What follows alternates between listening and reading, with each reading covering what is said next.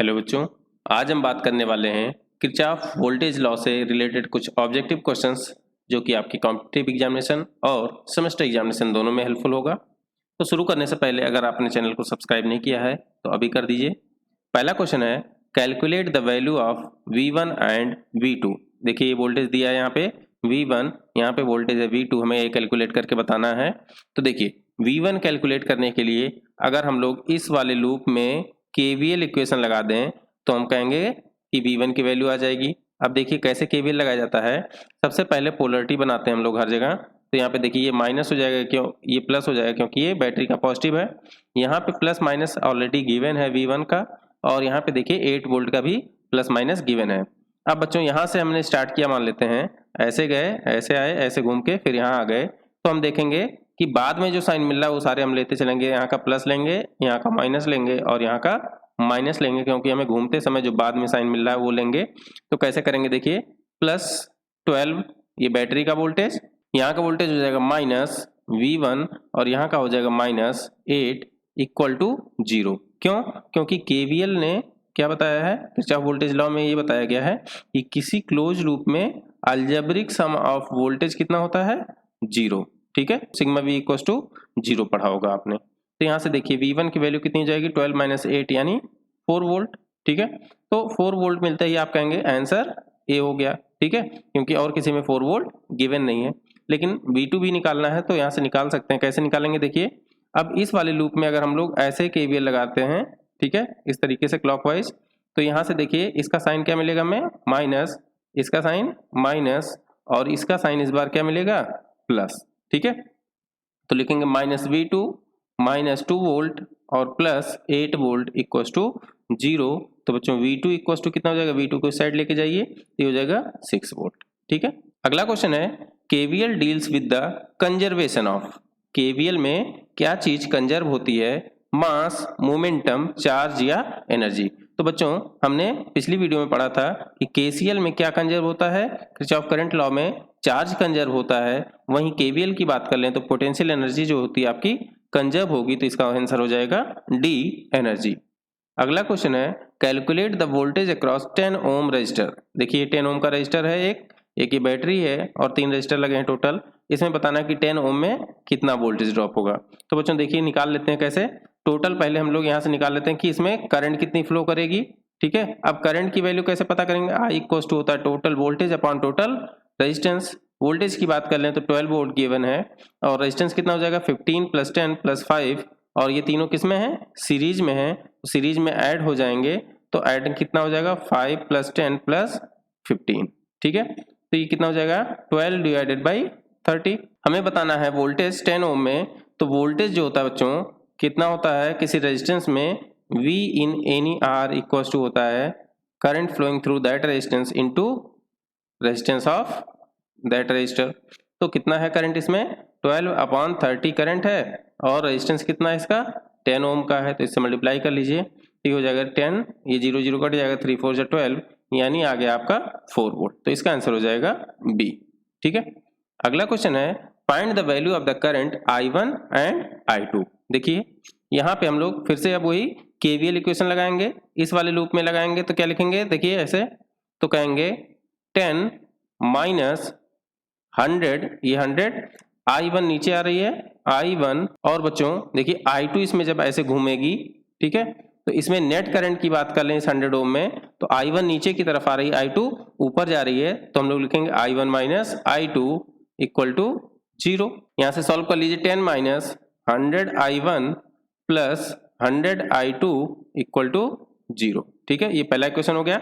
अब यहाँ से इस वाले लूप में लिखेंगे, देखिए ये प्लस, ये माइनस, माइनस 100 I2 इसका प्लस 10 वोल्ट, और इसमें फिर से बात जाएंगे तो हम लिखेंगे माइनस 100, इस बार लिखेंगे I2 माइनस I1। ठीक है, क्योंकि प्लस माइनस ये वाला हमने माइनस लिया है, इसका मतलब इस तरफ की करंट बड़ी लेनी पड़ेगी I2 की। ठीक है, तो I2 माइनस I1 हो जाएगा, ये इक्वल टू 0।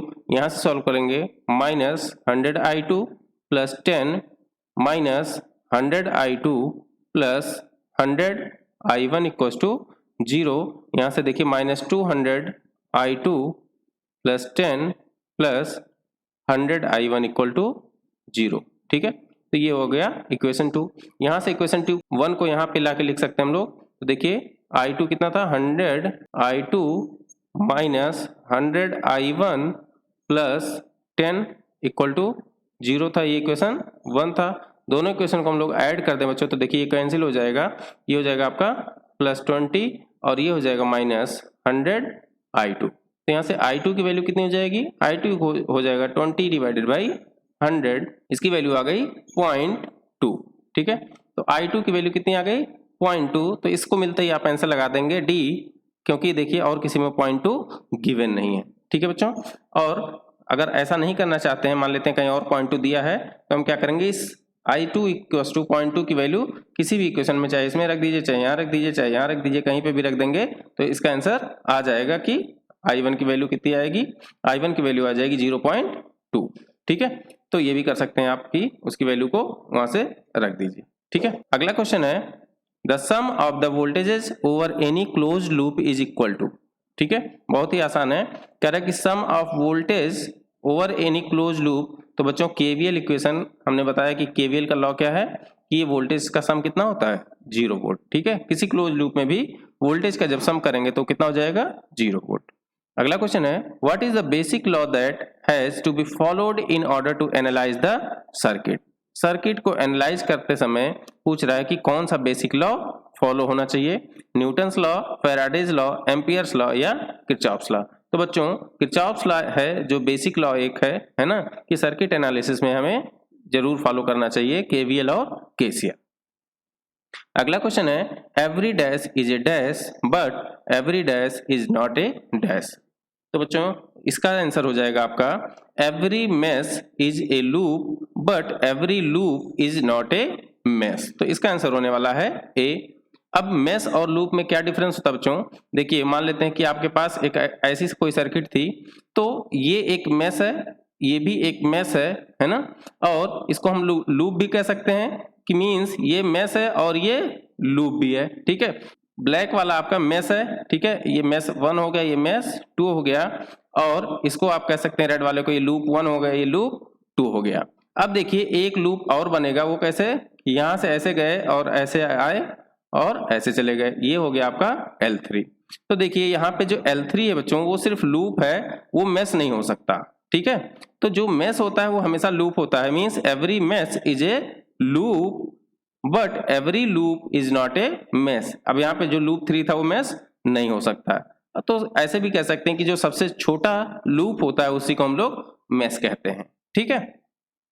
अगला क्वेश्चन है Kirchhoff's law is applicable to only passive network, only AC network, only DC network, both AC and DC network. तो बच्चों केवीएल केसीएल जो आप लगाते हैं वो एसी और डीसी नेटवर्क दोनों के लिए एप्लीकेबल होता है, तो इसका आंसर हो जाएगा both AC and DC network. अगला क्वेश्चन है कैलकुलेट VAB। VAB का मतलब है देखिए A गिवन है पॉइंट यहाँ पे और B पॉइंट है यहाँ पे, यहाँ से यहाँ का वोल्टेज डिफरेंस पूछा बच्चों कि A से B के बीच में कितना वोल्टेज डिफरेंस होगा। अब देखिए ये आपका है ग्राउंड पॉइंट है ना, देखिए यहाँ पे दिया है वो 20 वोल्ट दिया है कि मीन्स इसका प्लस यहाँ पे है, नेगेटिव यहाँ पे है, और इस पॉइंट के बीच में है वोल्टेज 20। तो इसको हम लोग नीचे वाले को रेफरेंस पॉइंट मानते हैं, या इसको कह सकते हैं कि ग्राउंड पॉइंट। अब ए पॉइंट का पोटेंशियल इस ग्राउंड पॉइंट के रिस्पेक्ट में और बी पॉइंट का पोटेंशियल इस ग्राउंड पॉइंट के रिस्पेक्ट में पता हो तो हम कहेंगे VAB जो होगा वो क्या होगा, VA माइनस VB।